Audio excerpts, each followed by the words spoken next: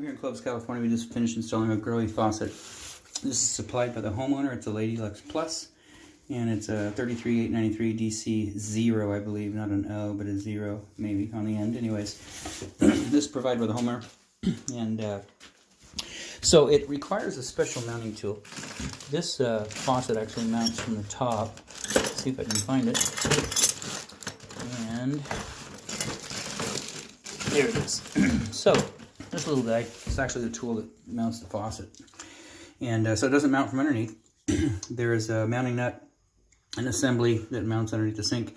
And then with this removed and the hose removed and this portion of the spout removed, this drops down in here and tightens the stem. So this whole brass piece that penetrates through spins and tightens down onto the nut down below.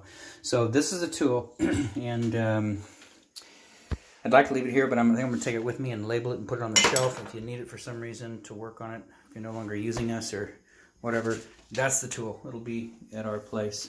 And so we got that installed hot and cold. Not real fond of that mounting system because it allows for movement back and forth here. If you grab on right here and try and spin this back and forth, this faucet will move. Now it's as tight as it will get with that plastic tool and backing it up, holding onto it. It's just the way it's designed. Now it's not going to move as far as functionality. You can see it turns on.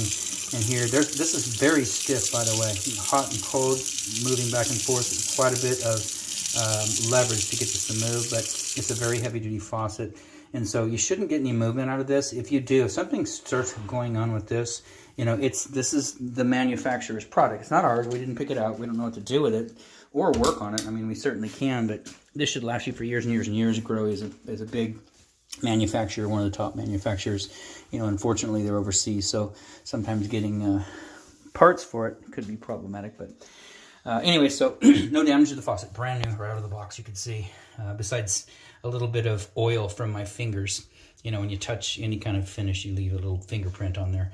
But no damage to the faucet. And so I just want to document that because still got people working in the building.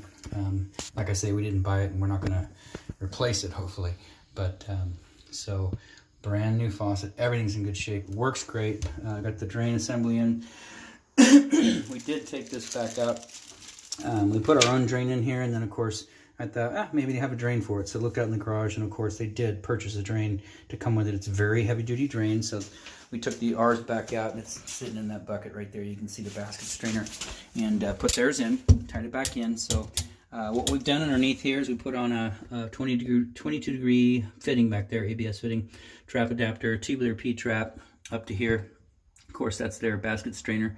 And then, of course, water lines are integrated into the faucet, but they were too short. So we took a couple little shorty extensions and put them onto the shutoff valves. Those shutoff valves are not ours. Hot and cold are existing. They're in good shape. They're not dripping, so that's good. And so hot and cold water's tied in. We flushed everything out and then hooked up the sprayer, so that's good. It's draining correctly. Hot and cold water's flowing correctly. Everything in here looks good. Outside of that, this installation is done.